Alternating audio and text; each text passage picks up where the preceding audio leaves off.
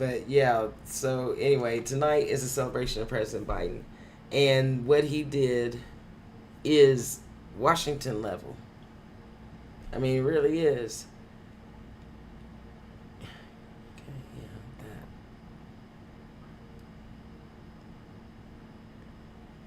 yeah, that one. Here. There we go. Okay. So I can transition back and forth from that screen to this screen. That's one. Not that one.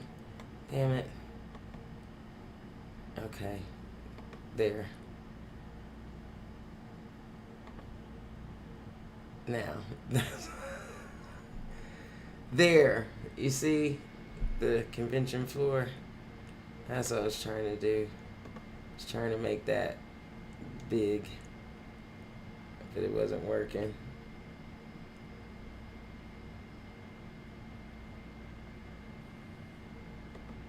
We don't want full screen, do we? And that's what it looks like. And I remember as a kid, that's what it looked like. But people would wear these big goofy hats. I mean, it was corny. And I remember in the 80s when I first started watching politics, I think Reagan's second run, like in 84, was the first time like I watched an election year with my dad. And the Republicans, like I said, we didn't watch them, but we watched the Democrats, and they were corny and white and goofy. But it was funny to watch adults acting goofy like that. But I did like the ceremony. So on the last day of the convention, the presidential candidate officially gets nominated. And so you go through all the different states. And, me and a kid from Ohio, we're all Buckeye proud. And so it's all, yay, we wait to hear Ohio called and our delegates and who they vote for. So it's not just everybody's getting together. And I want to talk more about that. It is actually they're doing work. They're actually there to do process work. And that is to officially nominate the delegates who will at the end of the election, who will certify their votes for Kamala Harris's delegates, and that's how you win a presidential election. Now, we shouldn't have an electoral college. It should be popular vote, like every other democracy on the planet, and every fair system. But it is what it is. So our goal is to get as many delegates as possible. We have to get whoever gets to 270 first wins. And you can't get to 270. Only one person can get to 270. So we're trying to get over that. We want to get all the delegates from Trump. And we should, because seriously, these neo-Confederate fascists have to be put down. And not just Trump. I mean, don't just vote for president. I mean, all the way down the ballot. So that's what this is about. There will be candidates that are running in Senate and House elections across the country in all our different states. And they're on the ballot. So, again, you want to vote blue up and down. And we have a banner that we're selling for just $7 on our Patreon website that you can download and print out and hang in your window, hang on your front lawn. And it has a little loop thing that you can slide on this, it's a pole that you hang out, a flag pole. But anyway, remember, vote blue. And that's what this is all about. So the Republicans had their KKK tent revival about last month, and so now the Democrats will officially nominate Kamala Harris and her VP candidate, Governor Tim Walz of Minnesota. And so Vice President Harris is at the top of the ticket now, as we all know. President Biden graciously stepped down. He didn't have to, but he knew that, again, this isn't about him. And just like when George Washington, there were people when this country first formed, when in 1789, after the Constitution was ratified, there were still, people who wanted a king, wanted a president. A president can be president as long as he's reelected. If he gets reelected 10 times, well, then he's president, for 50 years. But, after fighting the Revolutionary War to defeat the greatest power at that time in the world, in order to gain your freedom from a monarchy, why would you reinstate a monarch? And so President Washington clearly actually believed in that. And so after 2 terms, he resigned and he set the stage. And, FDR was the last president to run 4 terms in a row. Then we put term limits, and 8 years is good enough. So President Biden technically could have run his. He had all the delegates he needed to stay in the race.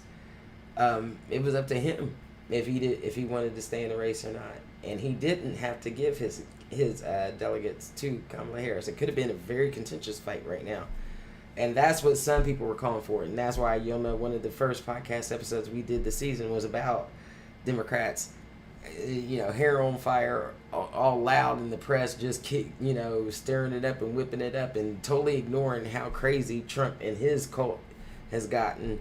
And so it was disrespectful. I didn't like the way they were treating President Biden, just trying to shove him out, people in his own party, people who he trusted, people who rode his coattails, you know what I mean? But it is what it is. And so it's bygones be bygones, and now President Biden is giving his full throat support to our vice president to become president, his vice president to become president.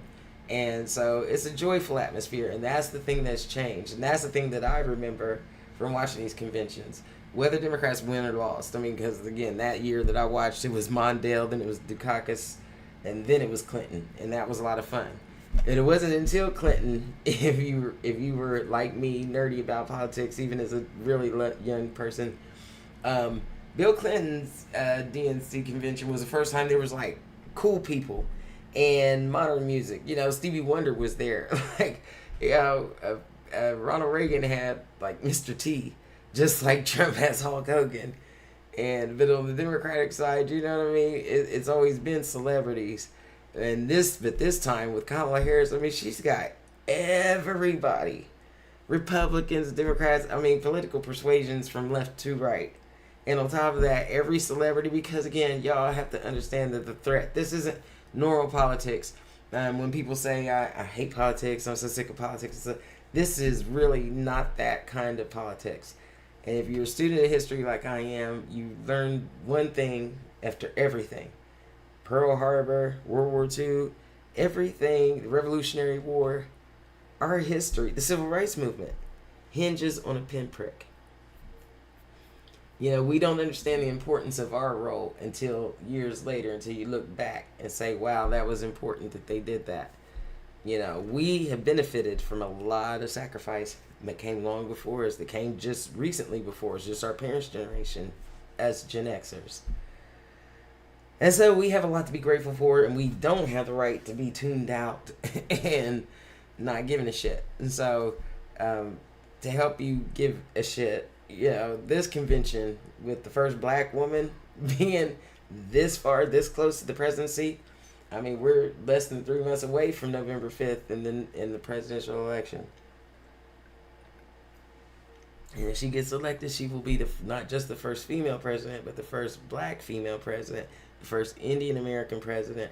And so there will be all kinds of, this is a historic moment. This is a historic moment. When we look back at days like the day President Lincoln gave the Gettysburg Address, when we look back on history, when the soldiers stormed the beaches at Normandy, that day, is written down in infamy in our history. And so this is one of those days. We don't actually, you never feel it when they're living it. Those people, they barely got their pictures taken, so they didn't know they were going to be remembered hundreds of years later by other generations, and some of them did, some of them thought they might, and we do. And so we're carrying on a tradition, and right now we're living in that tradition. And so I'm excited, everybody's excited, and there's a joyfulness, a hopefulness that surrounds this campaign that we lost in over 8 years, fucking with Trump and his shenanigans and all his minions and this cult and this fascist, neo-Confederate fascist movement that they've cooked up. And and they're still trying to, they know they're going to lose. This is what he's afraid of. If all of us, if all the people that are right now fired up and ready to go out and vote, then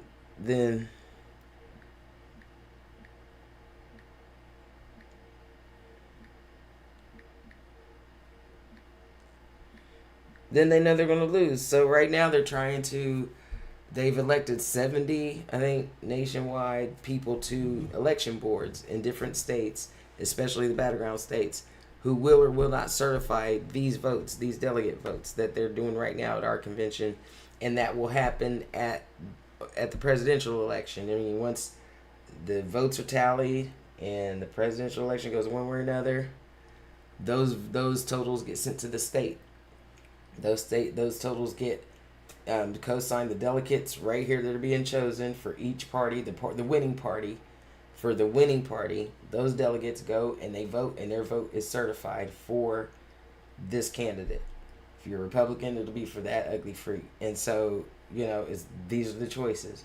Once those are certified, they are sent to D.C., to the House of Representatives, where it has to be certified by the House and then the Senate. That's what happened on January 6th.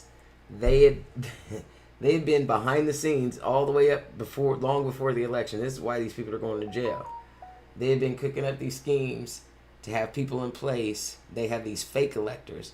So again, the party that wins, those are the delegates from these conventions that go and vote and cast their vote that's certified and sent to the state. These people even though Trump lost, they sent a bunch of people that claim to be his delegates to go cast their votes in the Electoral College and replace the actual winning votes. And they did send them to the House.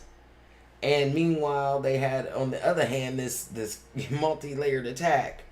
These lunatics come charge into the Capitol and bring weapons and beat up cops and take over the Capitol and try to disrupt the certification.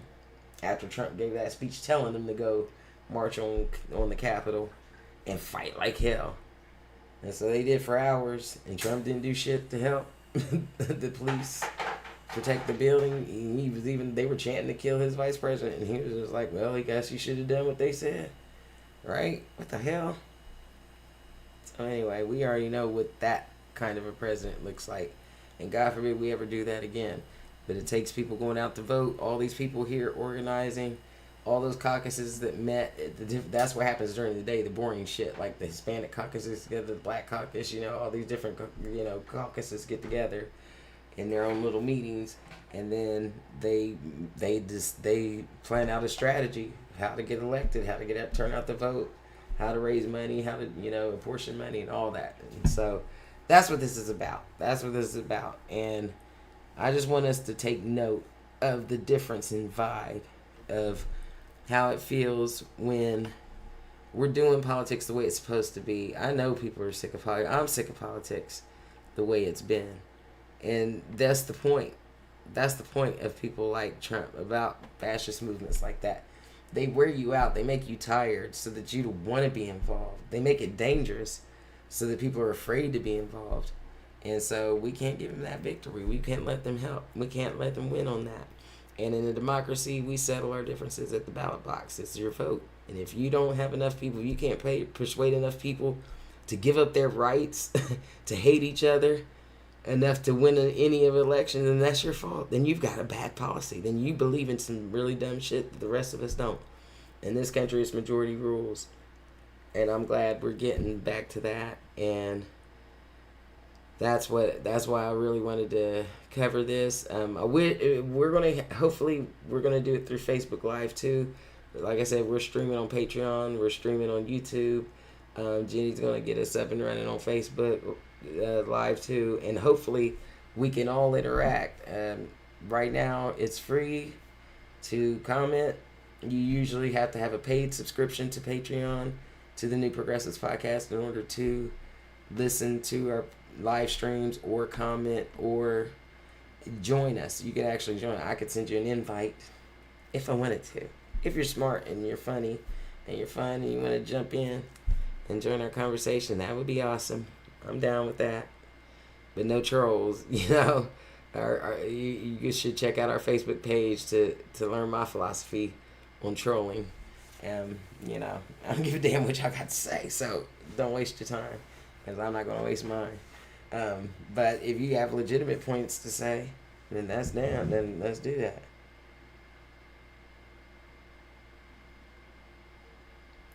Yeah, Jenny said, so she's going to do the Facebook tomorrow. You guys can jump in and chat with me if you want, if you have comments to make, as we're doing this on YouTube live stream. And if ever you want to say, there it is. Okay, yeah, I was looking at the wrong live stream. Yeah, JP's in there. There's Jenny Lee. This is one of the most epic weeks of our lives, and that's so true. It's so true, and I'm excited. It seems like a lot of fun, and we got an invitation. Our podcast got an invitation to be there one night this week. It just isn't in the cards. It wasn't in the funds for us this week, so we didn't do it. But we're gonna be every day, each day of this convention, which is Monday through Thursday. We're gonna preview what's happening. So tonight, Hillary Clinton is speaking. I think President and Joe Biden are speaking tonight, and it's kind of like a thank you to President Biden for all that he's done, because he has had a magnificent administration. We'll recognize all that he's done, just like President Obama. Years later in history, you'll look back and say, "Wow, he really did a whole lot of shit to help this country at a crucial time."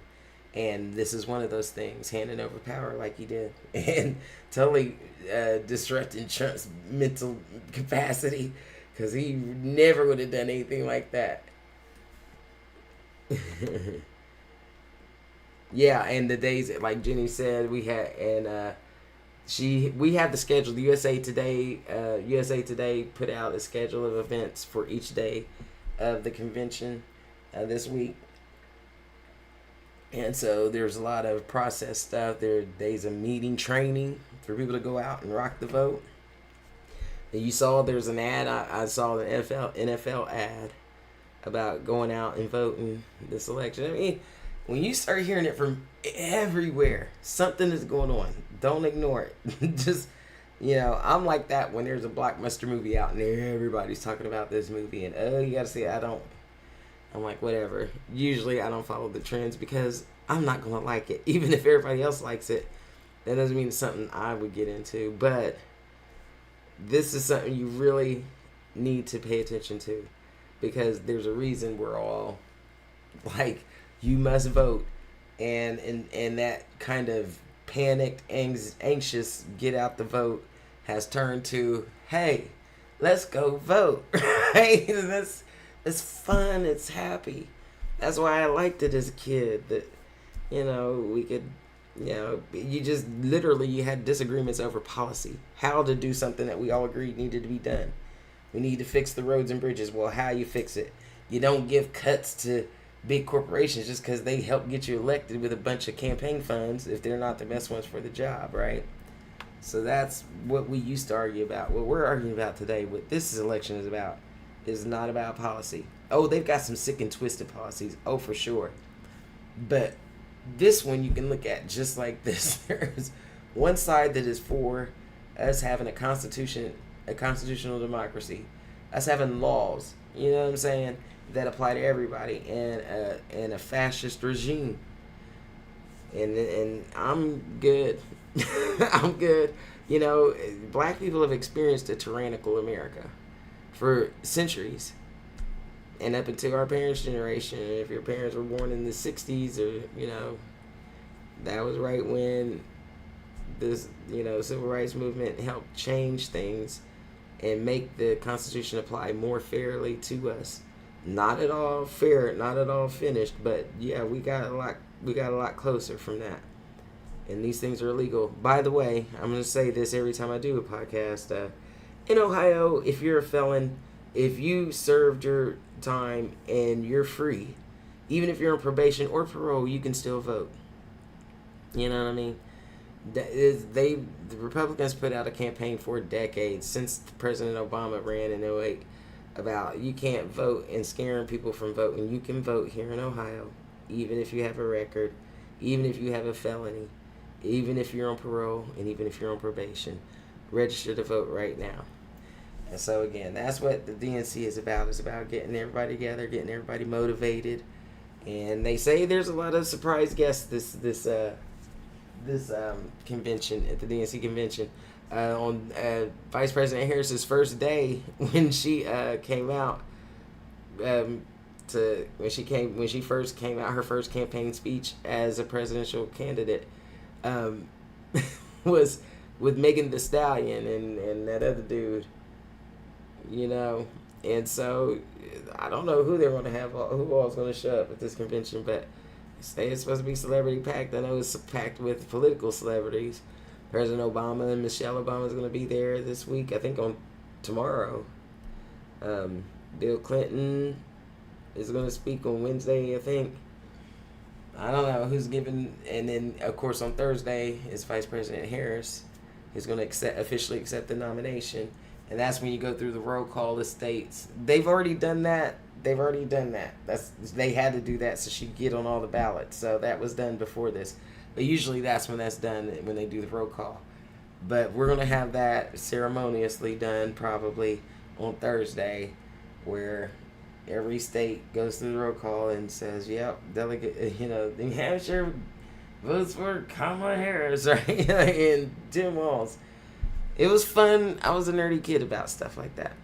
I was the chairman of the board of our fake elections in middle school, right? I've been in this shit for a long time. But it's important. I'm a patriot. And so I'm happy that there are a lot of people in this, right and left.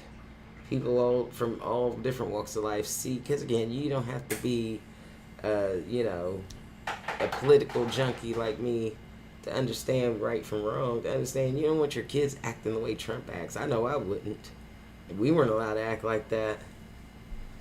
And, and seriously, black people, that dude said, black people like me because I go to prison, because they hate, because they trying to put me in court. You going to court, nigga, because you a damn criminal. You got convicted by a jury of your peers, and yet you roaming around on airplanes and shit. You're on probation.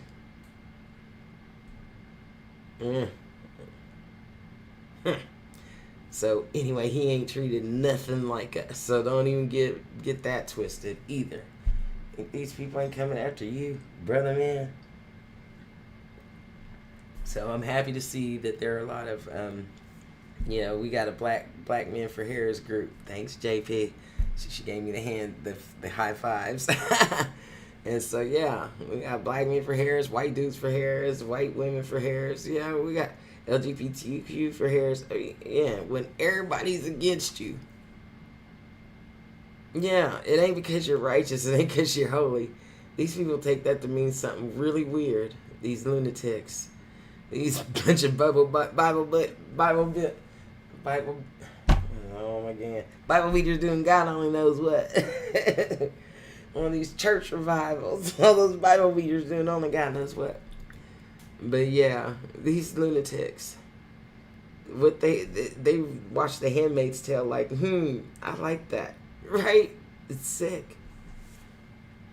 No, thank you. Like President, I keep doing that. That's a Freudian slip. Everyone got Harris because she's inclusive and not weird. That's right. And like I said, add that creepy weird. Those people are creepy weird. Ugh, gross. And then that nasty shit Trump said about Kamala Harris. Oh, she's beautiful. She's like the most beautiful one. I'm like, ugh. Don't even say my name if I'm her. I'm like, yeah, please stop. Don't. I don't need that. Yeah. Just the thought. He's having little nasty thoughts about her. You know what I mean? Yeah, you know that. I'd be so heaved out. He's so gross. He gonna talk about something. And I think I'm better looking than she is. What mirror is he using? Good Lord. Trump said he's better looking than Kamala Harris. Yeah. She said he's still going on about how beautiful she is. Ugh. And then, but now he's saying, he's more beautiful. There was this little girl in the crowd behind him, and she was looking like,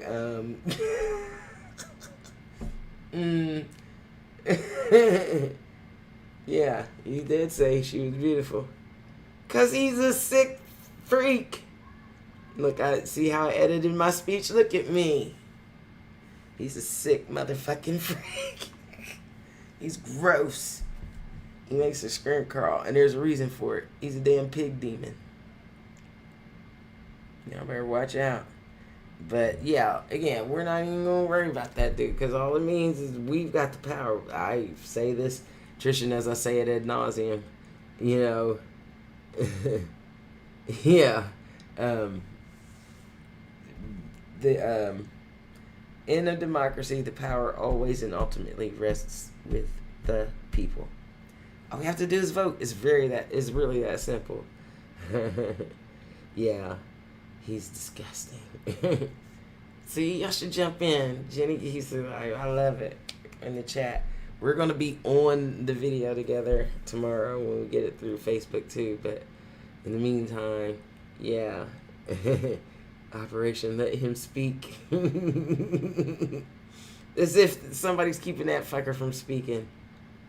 Oh, I mean, yeah, they want the oppression without actually being oppressed. By being the oppressors. Lunatics. So anyway, I think it's gonna be fun today. I think they're gonna have a good convention tonight. I haven't watched I missed Nicole today because we were trying to make sure this would at least get off without a hitch. Took us 20 minutes, but we got there eventually. And so, yeah. Be a lot more fun if y'all were here with me. You know what I'm saying? But, yeah. In the meantime, it's just me. You're stuck with me. And I got my good mic, see? So, we're doing better. I'm thirsty. But, yeah, it's, they're really freaking out because this campaign has started in historic fashion and isn't slowing down. They keep saying, get ready because it's going to be, you know, this is just the honeymoon period and the bubble's going to burst at some point. What bubble?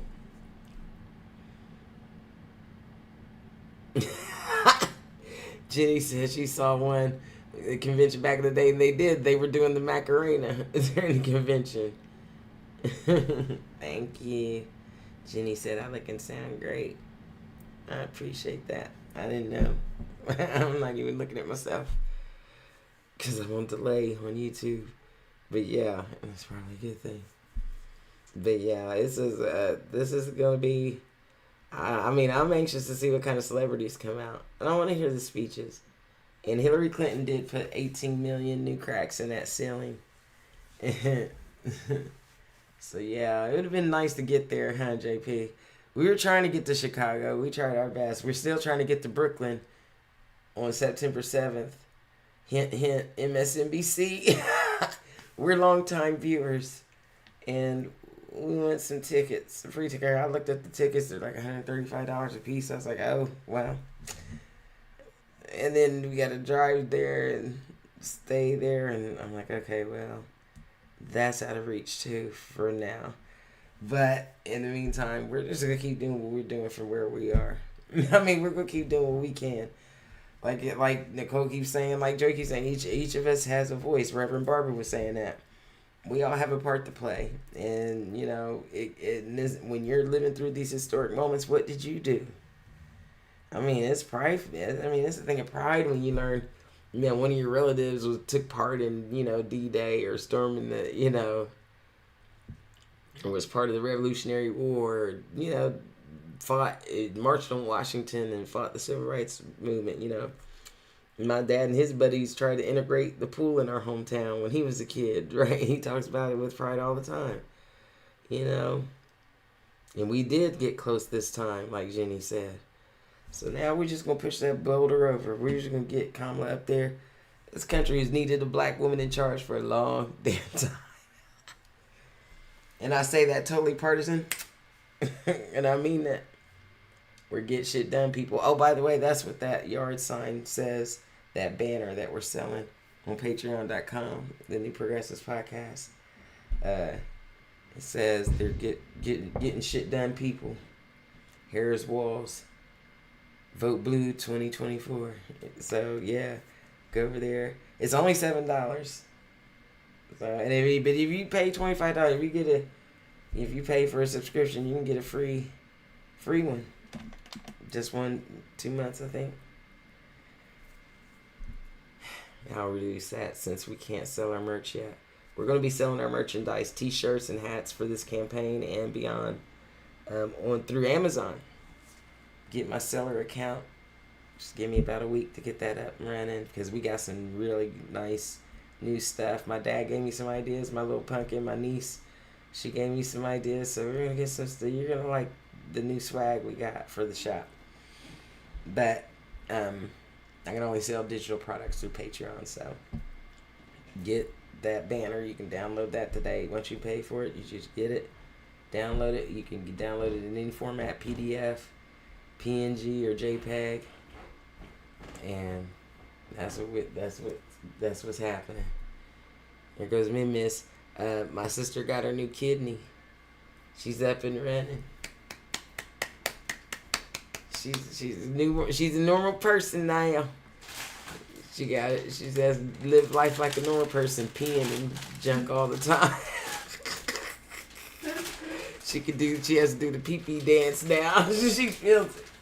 But yeah, no strings on her, no dialysis, no nothing. We got a brand new Ferrari kidney. She's one of the first members of the New Progressives podcast on patreon.com. Oh, we're live, by the way, miss. I forgot to text you. You would have gotten an email, but there you go. See? My bad. So, yeah. She's about to log in. So, Jenny, there'll be somebody. Pin the link to the banner. Let me see. Hang on. Let's hope I don't mess anything up. Missy's about to join in. Let's see. Here, let's look at this while I'm doing this. So, because my concentration face, as Missy said, ain't cute. Let's see. Let me get the banner. Because it's cute. I like it. Don't you, JP? I thought it was cute, even if I do say so myself. I thought it was cute.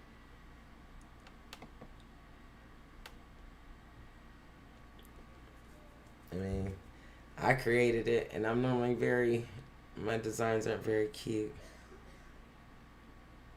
But I think this one was.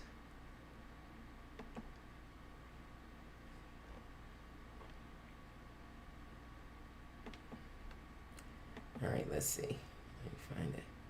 Oh, so the mayor of Chicago. Let's listen and see what he's got to say real quick. Hang on, yeah. Let me do this, and I'm gonna shut it for a second. Here we go.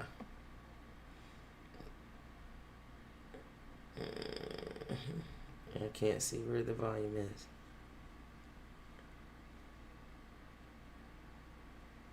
Here I go. I'm finding it. Here it is. The window's too big. I'll minimize it. Ugh, that's way too small.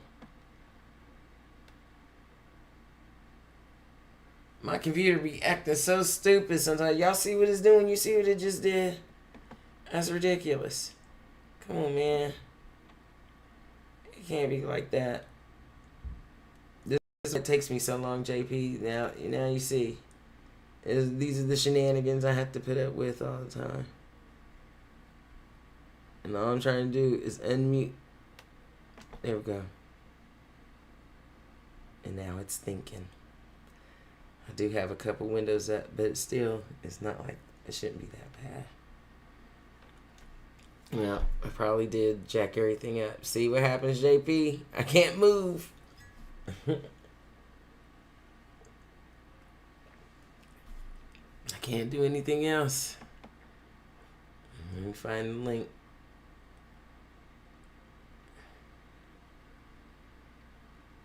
Mm-hmm.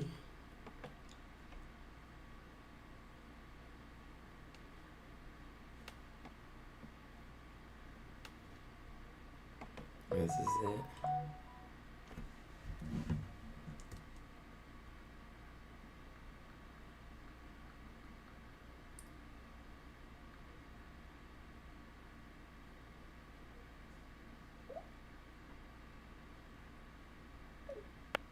we'll celebrate President Joe Biden and nominate Kamala Harris for President of the United States of America.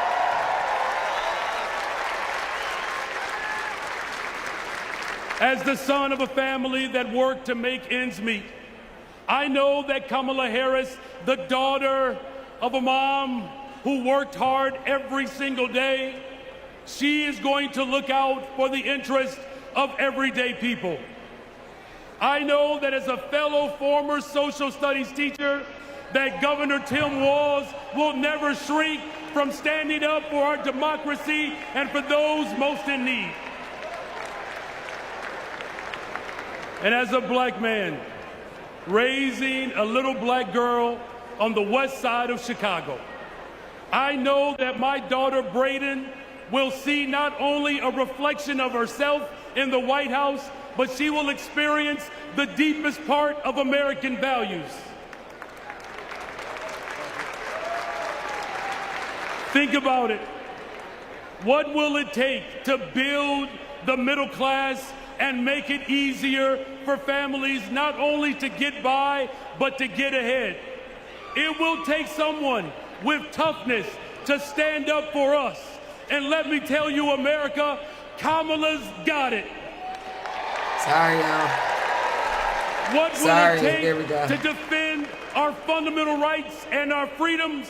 It will take someone with leadership who would fight for us. And let me tell you, America, leadership, Kamala, she's got it.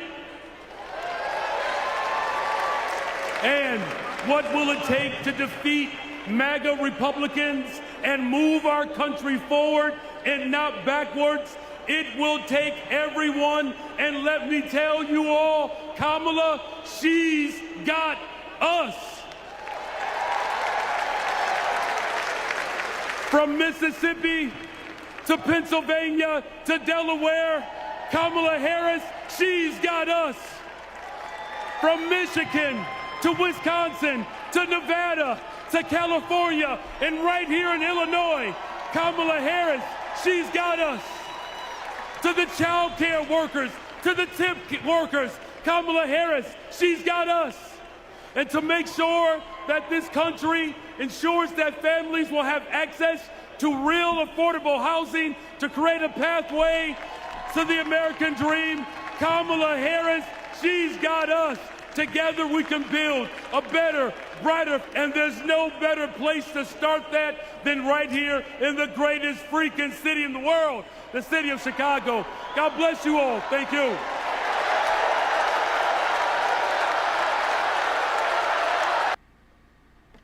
Yeah,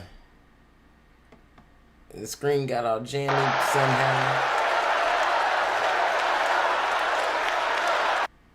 I don't know how it ended up getting all screwy. I already formatted it so it would fit the screen. And then it went stupid right before I transitioned over. So there's a video playing now. Y'all can watch this. The DNC, while you're streaming with me, is streaming uninterrupted on hang on a second, I'm gonna scale to the window. It's doing something stupid. I have it on cspan.org, and I usually watch it on MSNBC too, but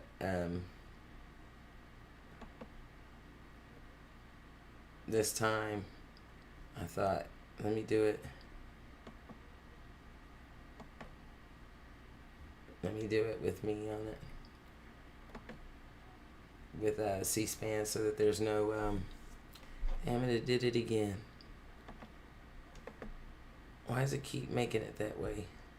I know y'all can't see what I'm talking about, but it keeps rejiggering.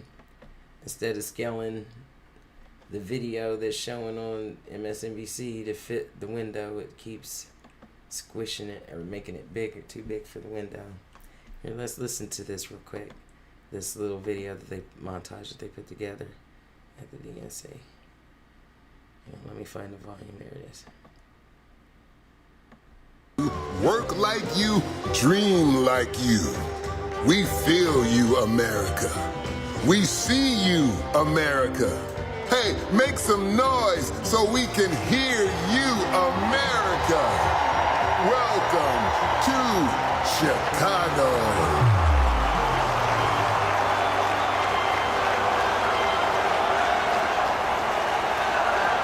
Hello, my friends, my fellow Democrats. I started my journey to this stage in 1988. I was 12 years old, and my family was watching the Democratic National Convention. Now, to be honest, I wanted to watch something else. But we all knew when my grandfather sat in his chair, the TV was his. But folks, when Reverend Jackson came on, I paid attention. A black man from South Carolina, raised by a single mother. That was me. And as long as I live, I will never forget what he said. He challenged young people to hope and to dream. So that's exactly what I did. I dreamed big, I worked hard, and I never lost hope.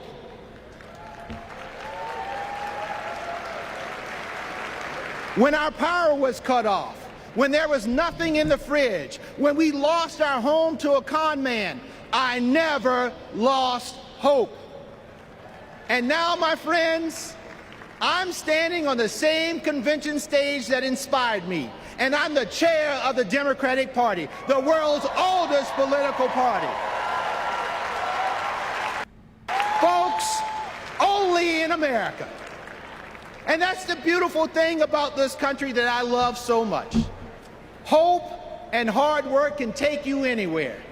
You can go to college, you can start your own business, you can even win the Olympics. That's the America Democrats believe in, and that's the America Democrats are fighting for.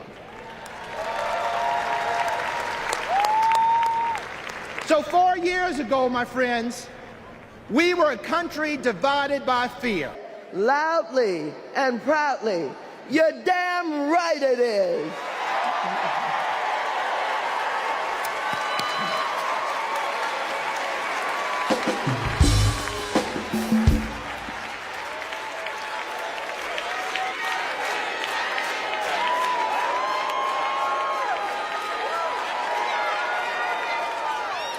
Please welcome President and CEO of the NAACP, Derek Johnson, and President and CEO of the National Coalition on Black Civic Participation, Melanie Campbell.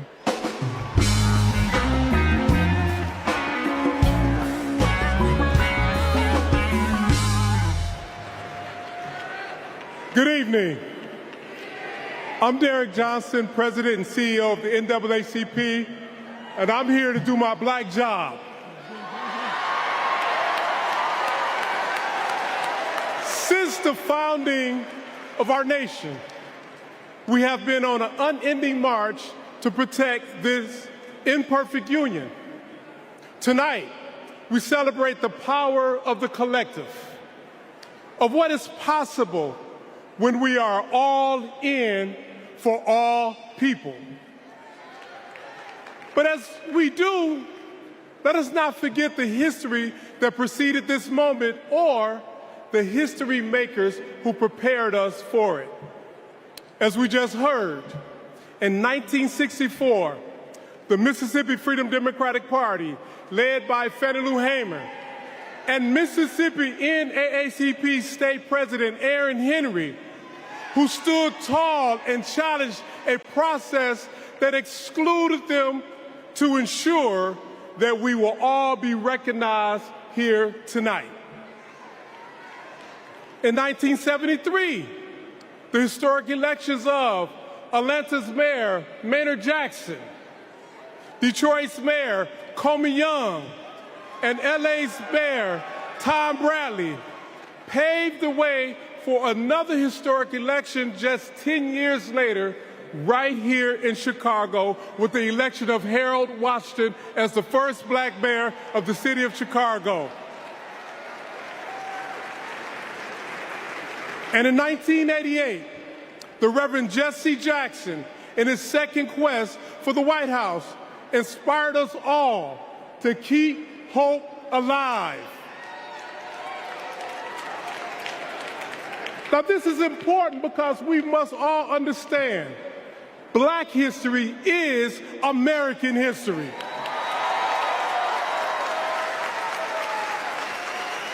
And in this historic moment, we will write the next chapter together. Going to. It's got my face all jacked up. Okay, so you've been tuned in, listening to our live stream. We're gonna cut it now. We actually ran a little bit long, so that's probably why everything's been a little hairy-carry. It's been slowing down the longer we've been on. So, basically, you can stream this now. You can listen to it on Facebook. They're streaming from the Democratic National Convention now. Also on C-SPAN uninterrupted, without the commentary. And so, again, we're going to be doing this preview. It's going to be shorter the next time. Hopefully, we'll have the kinks worked out. We're going to do it earlier so we get them all worked out before we go live. And so next time, again, when you log in, we'll be better at all of this, and we'll be able to get your chats. Join us, talk to us, and let us invite you in to the conversation. So we'll see you tomorrow for day 2 of the convention. President Biden's going to speak here shortly. They're showing a lot of good videos, so I would check it out if I were you. cspan.org, msnbc.com. They've got it going live too. And you can find it on Facebook. The DNC's got their live stream posted too. So, hope we see you tomorrow. Thank you. Bye.